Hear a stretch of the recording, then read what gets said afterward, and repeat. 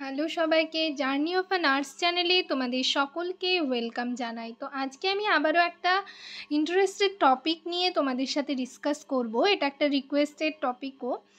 তো তার আগে তোমাদেরকে বলে রাখি, যারা আমার চ্যানেলে নতুন এসছো, প্রথমবার আমার ভিডিও দেখছো, তাদের যদি ভিডিওটা ভালো লেগে থাকে এবং হেল্পফুল বলে মনে হয়, তাহলে অবশ্যই ভিডিওটাতে লাইক এবং শেয়ার করবে।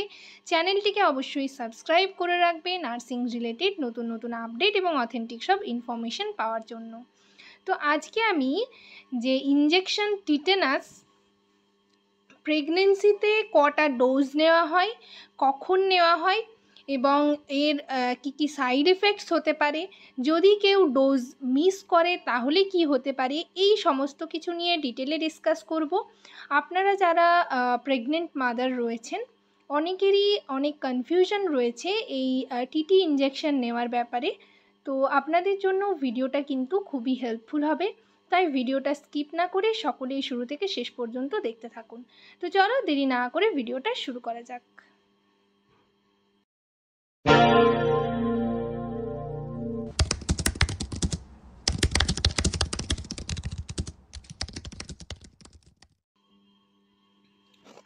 তো আমরা আজকে যে প্রেগন্যান্সিতে টিটি ইনজেকশন কতবার নিতে হয়, কখন কখন নিতে হয় এবং কেন নিতে হয়, এই সমস্ত বিষয়গুলি নিয়ে আজকের ভিডিওতে ডিসকাস করা হবে। তো আপনারা যারা প্রেগনেন্ট মাদার রয়েছেন, তাদের মধ্যেও অনেকের অনেক কনফিউশন রয়েছে যে এই টিটি ইনজেকশনের ব্যাপারে। টিটি ইনজেকশন কখন নিতে হবে, কেন নিতে হয়, ঠিক আছে, একটা ডোজ মিস হলে কি হতে পারে। তো এই সমস্ত ব্যাপারগুলো নিয়ে আজকে ডিসকাস করব। তোমরা যারা নার্সিং ক্যান্ডিডেট রয়েছো, তাদের জন্য ভিডিওটা কিন্তু খুবই হেল্পফুল হবে, কেননা তোমরা যারা ইন্টারভিউর জন্য প্রিপারেশন নিচ্ছ, এই টিটি ইনজেকশন বা তোমাদের আমি আগেও বলেছি যে ইমিউনাইজেশন শিডিউলটা কিন্তু তোমাদের ভালো করে জেনে রাখতে হবে। তো চলো প্রথমে আমরা জেনে নিই যে এই ইনজেকশন টিটির ফুল ফর্ম কি। টিটির ফুল ফর্ম হচ্ছে টিটানাস টক্সয়েড। এরপর আমরা জানবো যে এটার ডোজ কত ডোজ দেওয়া হয়। তো এটার ডোজ হচ্ছে 0.5 ml। এরপর আমরা জানবো যে এই টিটি ইনজেকশনের সাইট কোথায় টিটি ইনজেকশন দিতে হয়। এটা কিন্তু ইন্ট্রামাস্কিউলারলি দেওয়া হয়ে থাকে ডেলটয়েড মাসেলে, অর্থাৎ আমাদের হাতে কিন্তু এই ইনজেকশনটা দেওয়া হয়ে থাকে ইন্ট্রামাস্কিউলারলি। আইএম কিন্তু 0.5 ml টিটি ইনজেকশন দেওয়া হয়ে থাকে। তো আমরা শুধুমাত্র জানবো যে প্রেগনেন্সিতে টিটি কতবার দেওয়া হয়ে থাকে। এটা আমরা সকলেই জানি যে প্রেগনেন্সিতে 2বার দেওয়া হয়। তো আমরা জানবো যে সেটা কখন কখন দেওয়া হয়।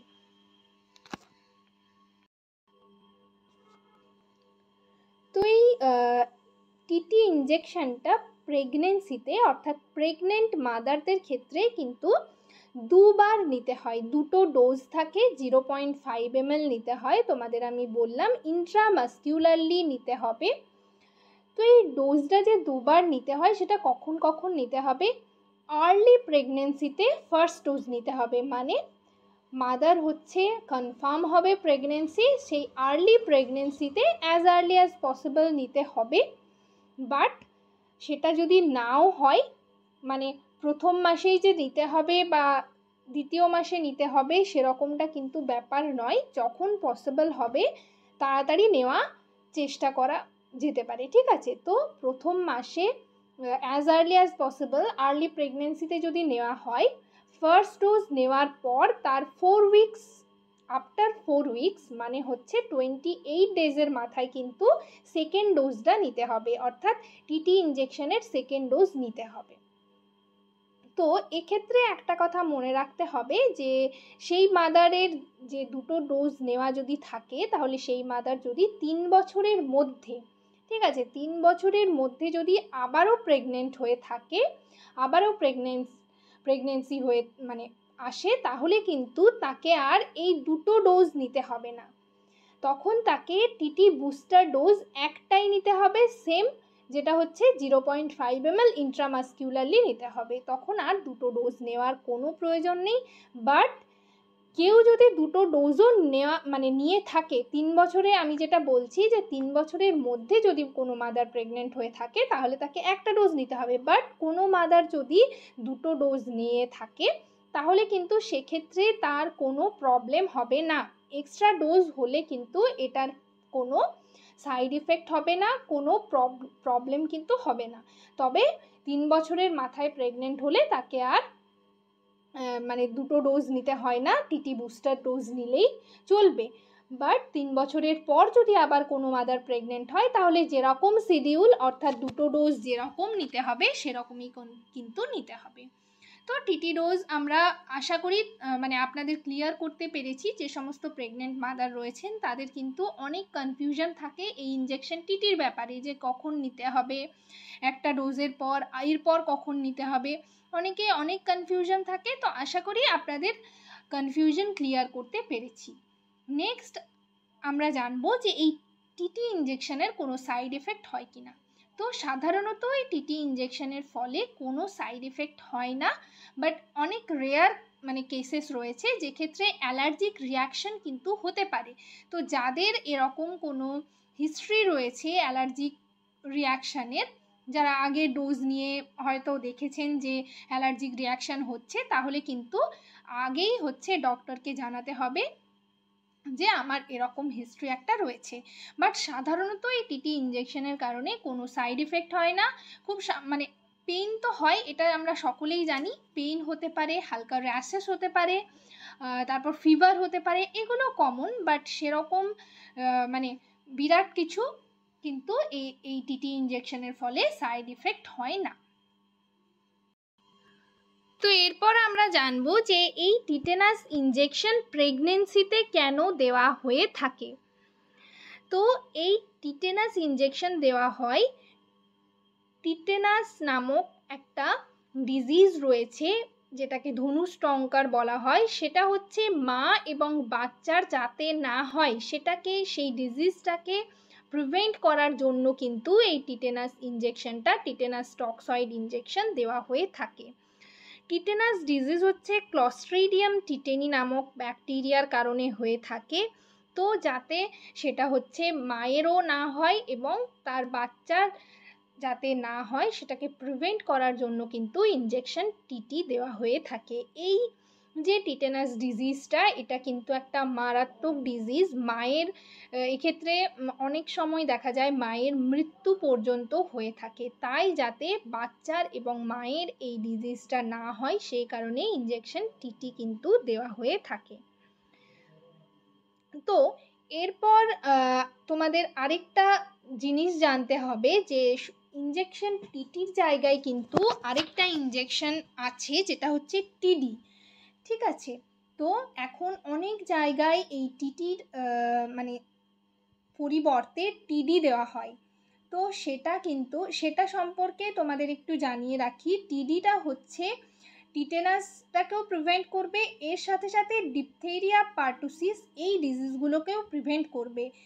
বাট এই টিডি ডোজটা কিন্তু একটা টিটি ডোজ নেওয়ার 7 থেকে 8 মাস ডেলিভারির 3 মাস আগে কিন্তু দেওয়া হয়ে থাকে। তাই এটা কিন্তু 7 থেকে 8 মাসের মধ্যে এই টিডি ইঞ্জেকশনটা নিতে হয়, যাতে এই ডিপথেরিয়া পার্টুসিস, টিটেনাসের সাথে সাথে ডিপথেরিয়া পার্টুসিস ডিজিজ যাতে না হয়, ডিজিজটাকে প্রিভেন্ট করার জন্য টিডি দেওয়া হয়।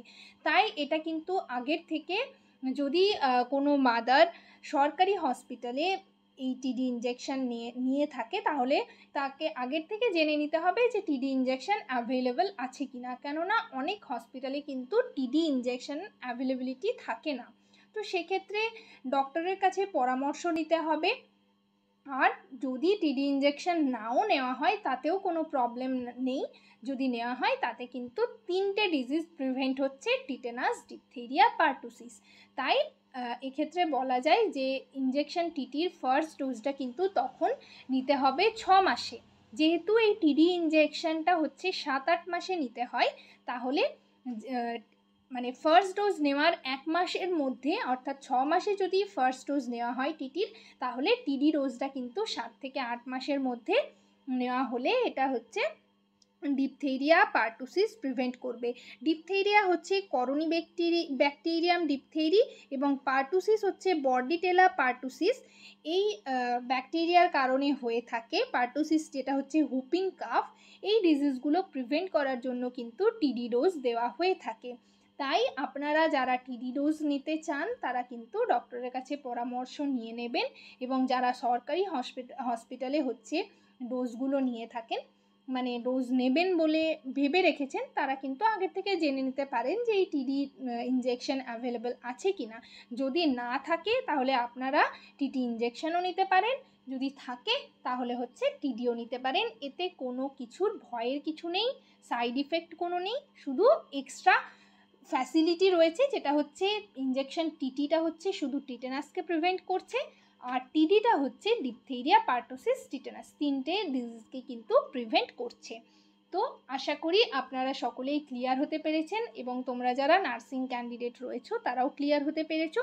এই টিটেনাস ইঞ্জেকশন মানে প্রেগনেন্সিতে তোমাদের যদি এই টিটি ইঞ্জেকশনের ব্যাপারে যা কিছু কোয়েশ্চেন করা হতে পারে তাহলে তোমরা কিন্তু অ্যান্সার দিতে পারবে। আশা করি তোমরা সকলেই বুঝতে পেরেছো। তো যাই হোক, আর বিশেষ কিছু বলছি না। এরপরেও যদি আপনাদের কোনো কোয়ারিজ থাকে তাহলে অবশ্যই আমাকে কমেন্ট সেকশনে কমেন্ট করে জানাবেন। সবাই ভালো থেকো, সুস্থ থেকো। নেক্সট ভিডিওতে আবার তোমাদের সাথে দেখা হচ্ছে। Thank you.